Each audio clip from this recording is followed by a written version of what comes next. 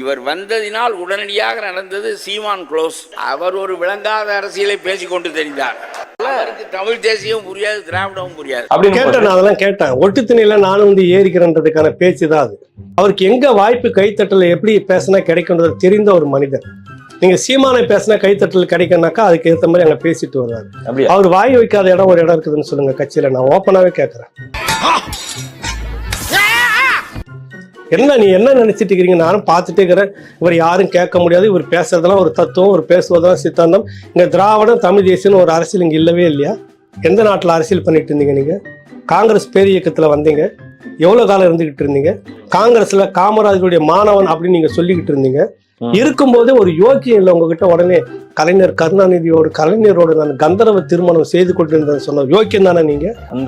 கந்தர்வ பார்க்காதவே கல்யாணம் பண்ணிக்கிட்டாராம்.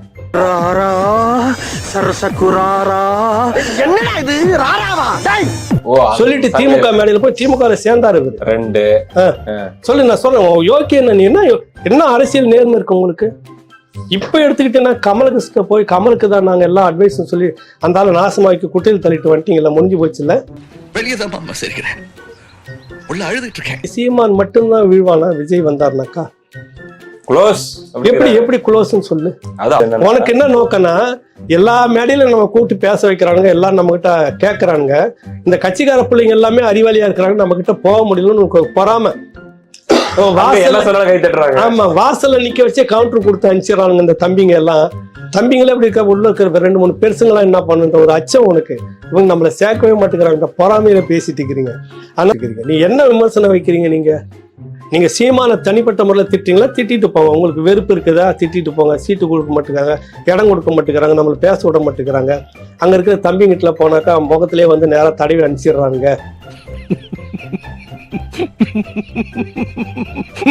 கந்தர்வ கணவர் கருணாநிதி தானே முத இந்த இனத்துவேசத்தை தூண்டினது.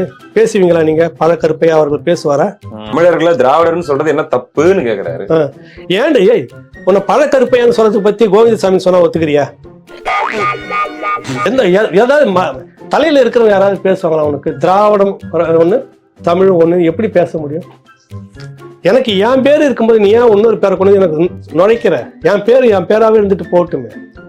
புரியுது இல்ல? தமிழா இருந்துட்டு அதுக்கு ஏன் திராவிடன்? இல்லைங்க, நீங்க இப்படியும் சொல்லலாங்க. மனைவின்னு தான் சொல்லணும். நீ ஏன் வப்பாட்டின்னு சொல்றேன்னு நான் கேள்வி கேட்கறேன். உனக்கு கோவம் வருதா? வரணும். ஏன் இப்படி காப்பு விடாம அடிக்கிற?